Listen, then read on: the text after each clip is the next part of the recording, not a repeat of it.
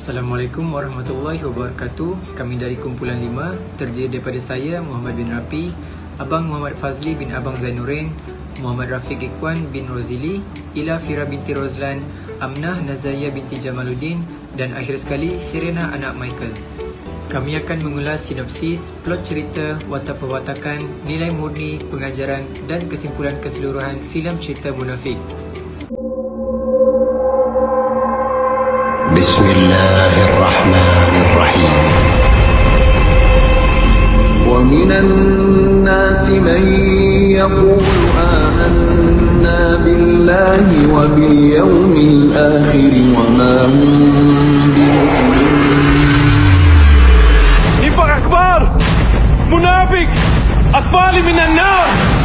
Segala jawapan kehidupan ada dalam Al-Quran. Saya tak pernah tinggalkan solat padu saya hari-hari Ustaz untuk menyembah dan mengagungkan Allah.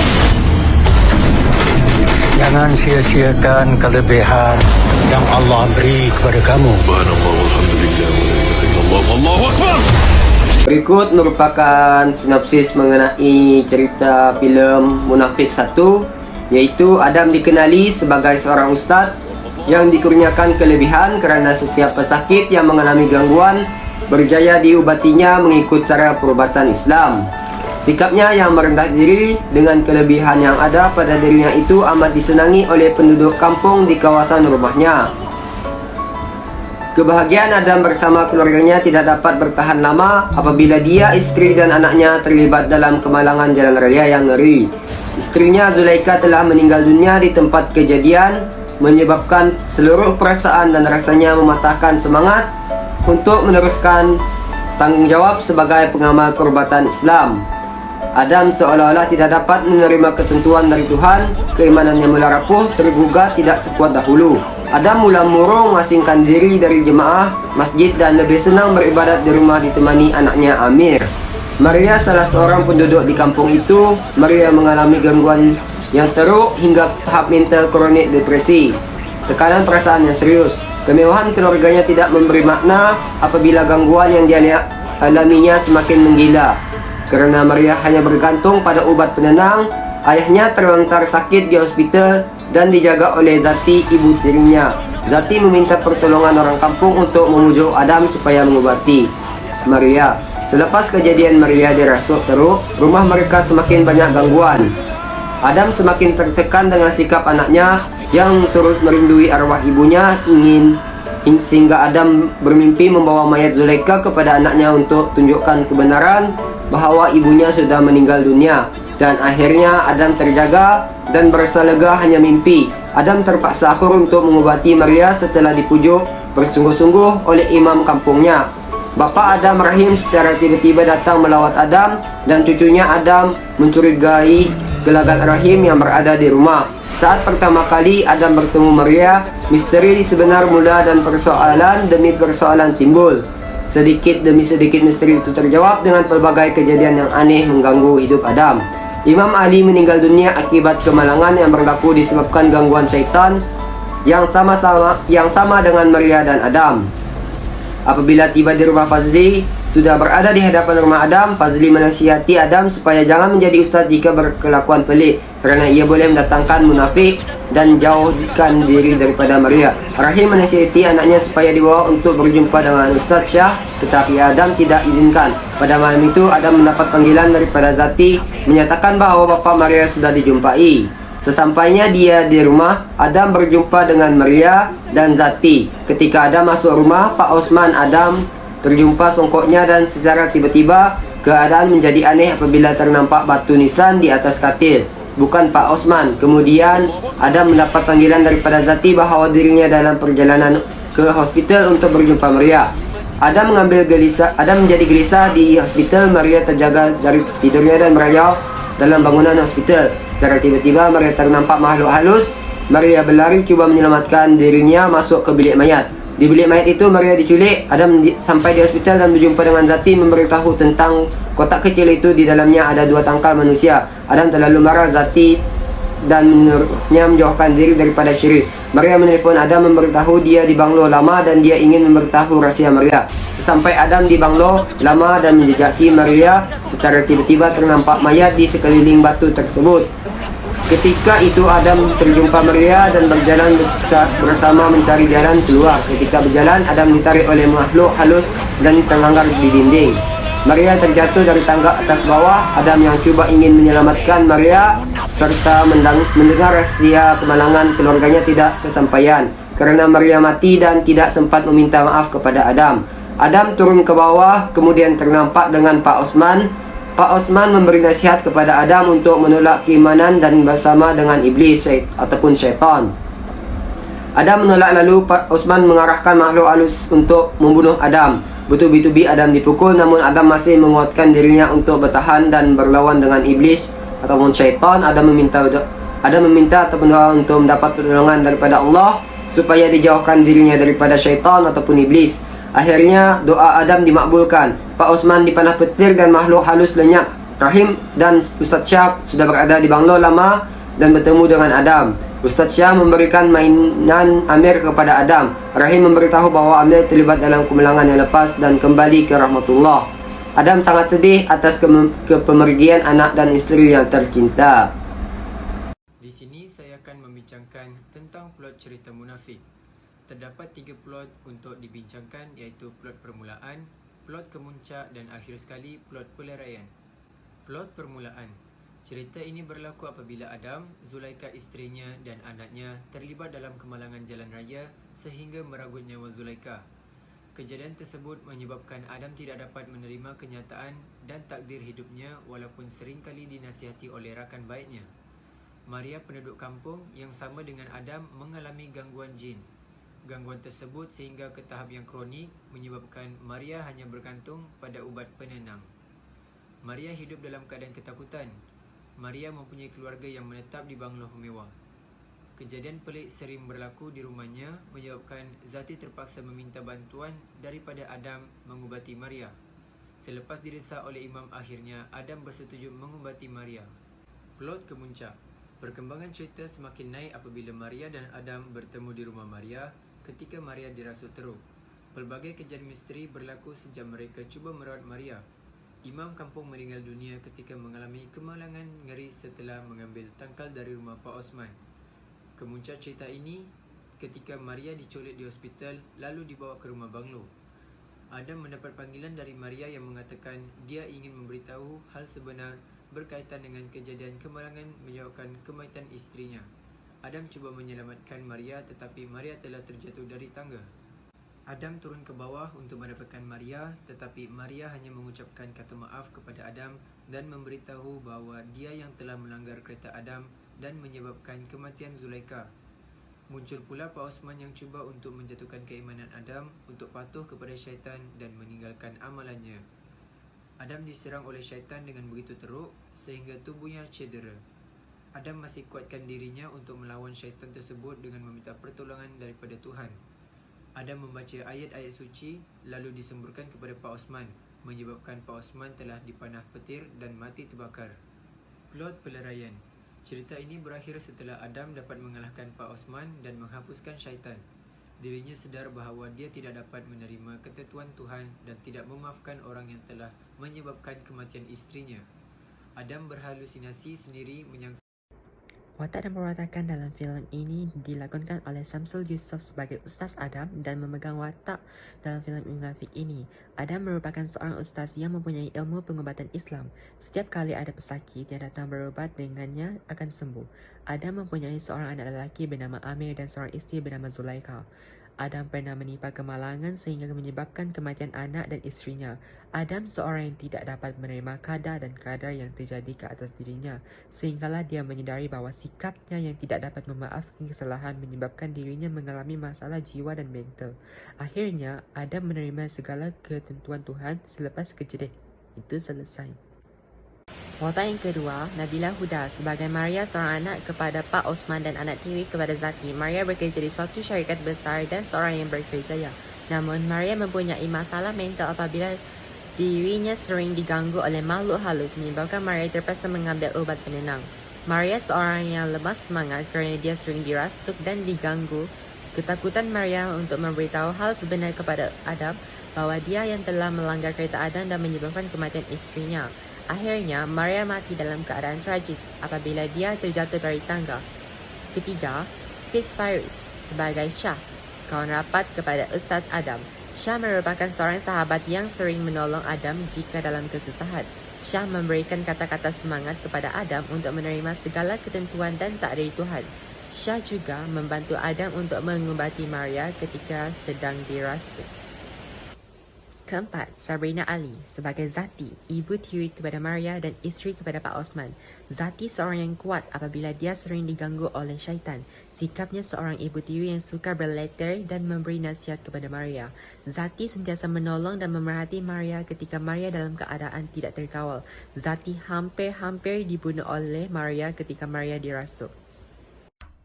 Watak dan perwatakan yang seterusnya ialah Pekin Ibrahim sebagai Fazli. Fazli merupakan tukang gali kubur. Fazli tidak menyukai sikap Adam yang berkeadaan seperti orang hilang akal. Fazli seringkali meluahkan perasaan mengenai sikap Adam kepada Shah. Selain itu, watak dan perwatakan yang terdapat dalam filem Munafik ialah Galak sebagai Imam Ali. Imam Ali merupakan imam kampung tersebut. Imam Ali sering memberikan ceramah kepada penduduk kampung di surau kampung tersebut. Imam Ali sangat sering memberi nasihat kepada Adam supaya menerima qada dan qadar. Imam juga sering membantu Adam untuk mengubati pesakit. Imam Ali telah terbunuh dalam kemalangan jalan raya kerana gangguan jin. Di samping itu, Zarina Zainordin sebagai Zulaika, isteri kepada Adam, seorang ibu kepada Amir. Seterusnya, Razib Salimin sebagai Pak Osman, seorang pengamal ilmu hitam. Mempunyai anak bernama Maria dan seorang isteri bernama Zati. Pak Osman sering menipu isterinya. Pak Osman berpura-pura sakit dan tidak dapat berjalan sedangkan dirinya sehat. Pak Osman yang menyihirkan anaknya Maria dan cuba untuk membunuh Adam. Akhirnya, Pak Osman mati dipanah petir. Selain itu, watak dan perwatakan yang terdapat dalam filem Munafik ialah adik Muhammad, Izwan Fitri sebagai Amir, anak kepada Adam dan Zulaika. Amir sering jadi bayangan Adam bahawa Amir masih hidup sedangkan ia sudah meninggal. Amir seorang anak yang mendengar kata ayahnya, tetapi sering merindui ibunya yang sudah meninggal. Seterusnya, saya akan menjelaskan tentang nilai-nilai murni yang terdapat dalam filem Munafik. Antara nilai-nilai murni yang boleh kita ambil daripada filem ini, termasuklah nilai kasih sayang antara keluarga. Sebagai bukti, Ustaz Adam sayang dan rindu akan isteri dan anaknya yang meninggal daripada kemalangan. Sehinggalah dia terbayang-bayang seakan-akan anaknya masih hidup, sehinggalah diberitahu perkara sebenar oleh ayahnya. Nilai yang seterusnya ialah nilai taat kepada Tuhan. Buktinya, Ustaz Adam seorang ustaz yang sangat taat kepada agama dan juga Tuhannya. Dia sering mengerjakan kewajipan agamanya. Sebagai contoh, solat dan juga mengunjungi masjid di kampungnya. Akhir sekali, nilai yang saya perolehi daripada filem Munafik ialah nilai tolong-menolong. Sebagai bukti, Ustaz Adam sering membantu penduduk kampung yang berdepan dengan masalah berkaitan dengan makhluk gaib. Buktinya, dia membantu Maria ketika Maria diganggu oleh makhluk gaib. Seterusnya beralih kepada bahagian saya, iaitu pengajaran dalam cerita Munafik. Adakah anda tahu apa dimaksudkan oleh munafik?